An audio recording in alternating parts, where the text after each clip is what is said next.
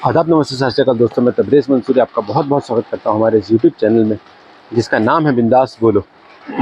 हमेशा की तरह इस बार मैं एक नई और अद्भुत कहानी के साथ आपके सामने पेश हुआ हूँ। बीच में एक वीडियो वायरल हुई अभी कुछ दिन पहले, इसी महीने में, फरवरी के महीने में ही, लाइव शूट, फेसबुक पर लाइव शूटिंग हुई।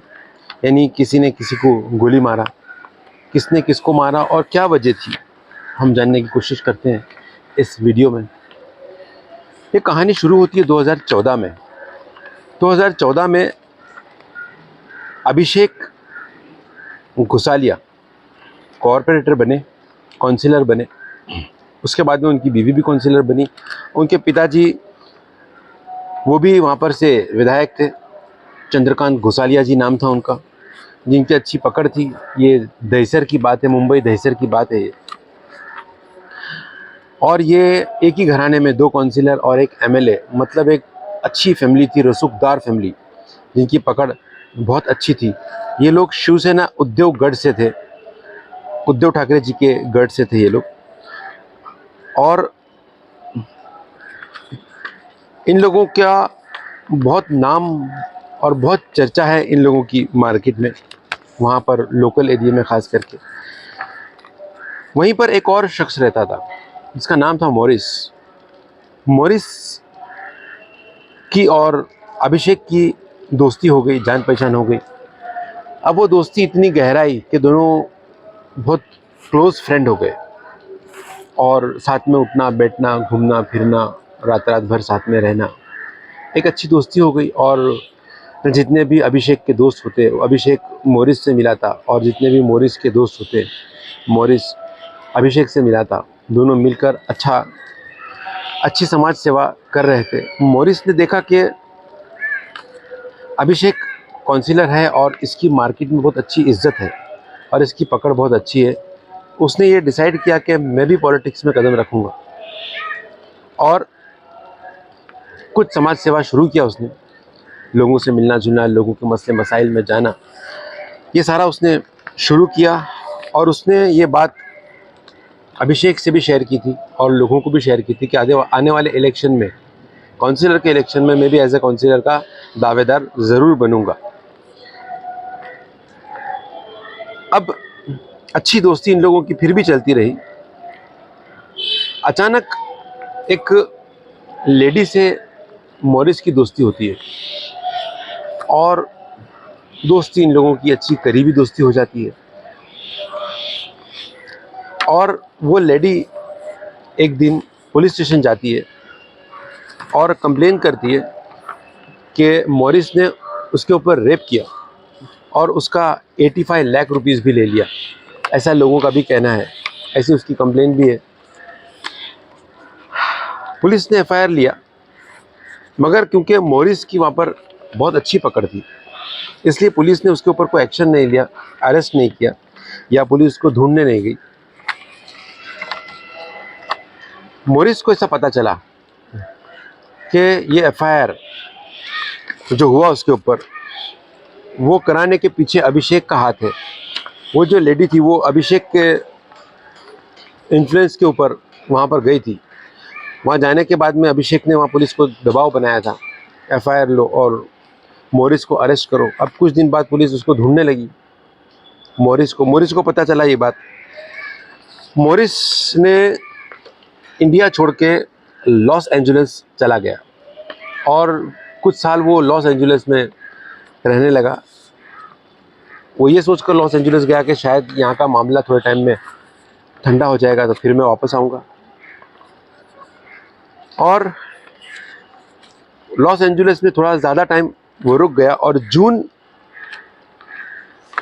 2022 को मॉरिस ने इंडिया में कदम रखा। उसको ये पता चला था कि अभी मामला शांत है, अभी उसको कोई पुलिस वाले ढूंढ नहीं रहे हैं।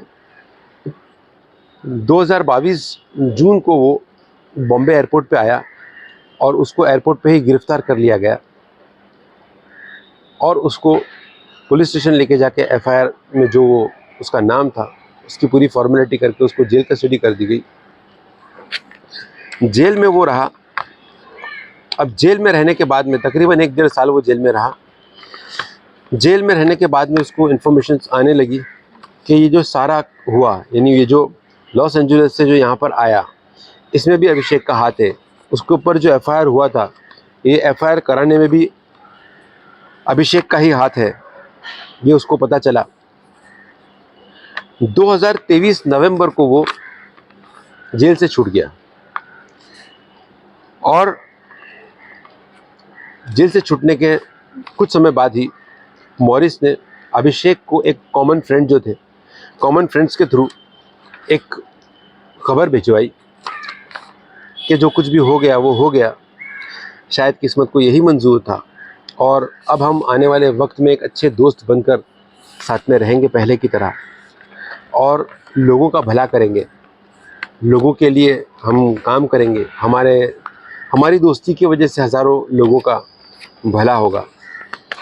तो मैं सब भूल चुका हूँ, तो अभिषेक को ये कहो कि वो भी सारी चीज़ें भूल जाए और फिर से दोस्ती को कंटिन्यू करे। अभिषेक की तरफ से भी मंजूरी आ गई कि हाँ वो मैं भी तैयार हूँ, मैं भी यही चाहता हूँ कि दोस्ती हो जाए। अब इन लोगों ने एक चीज़ तय की कि हमारे बीच में जो मिसअंडरस्टैंडिंग थी वो लोगों को पता था, लोगों में चर्चा था, तो क्यों ना एक काम किया जाए कि हमारी दोस्ती को फेसबुक लाइव पे बताया जाए, ताकि जिनको भी गलतफहमी है अभी भी कि हमारी कोई कुछ दुश्मनी है, वो गलतफहमी दूर हो जाए।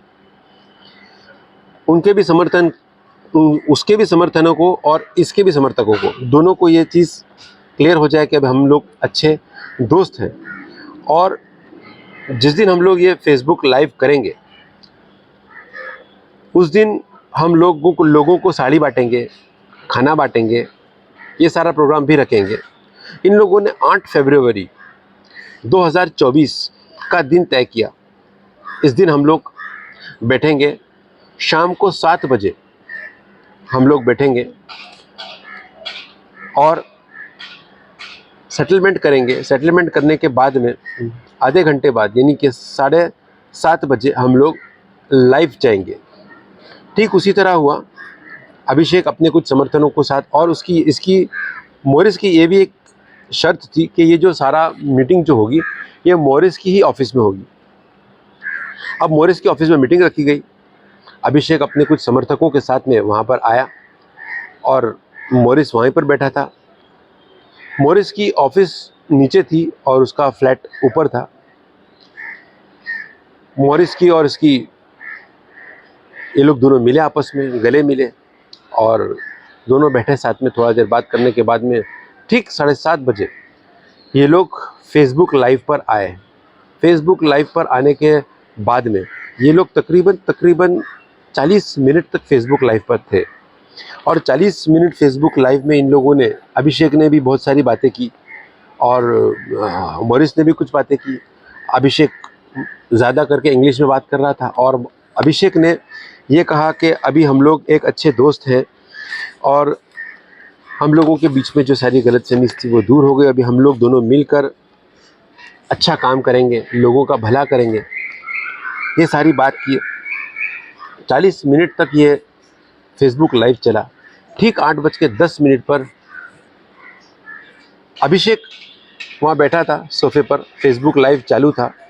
मॉरिस उठ के कैमरा के बाहर गया और अभिषेक ने बोला अभी अभिषेक को वो ख़त्म करना था फेसबुक लाइव। अभिषेक उठ के खड़ा हुआ, वैसे ही सामने से गोली चली और पहली गोली अभिषेक के यहाँ पेट पर लगी।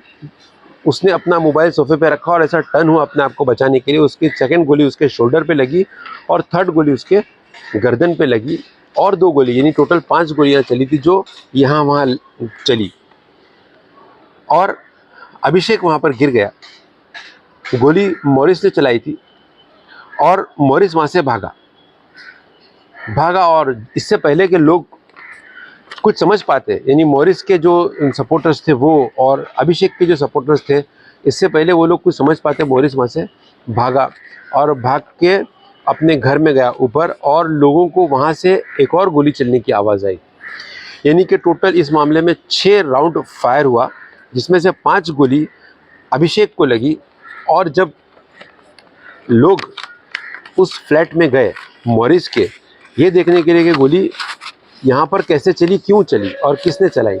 तब वहाँ पर मॉरिस की डेड बॉडी पड़ी थी। मॉरिस ने अपने आप को भी शूट कर दिया था कनपट्टी पे, यानी 5 गोली अभिषेक को मारने के बाद में 6ठी गोली उसने अपने आप को मारकर आत्महत्या कर लिया।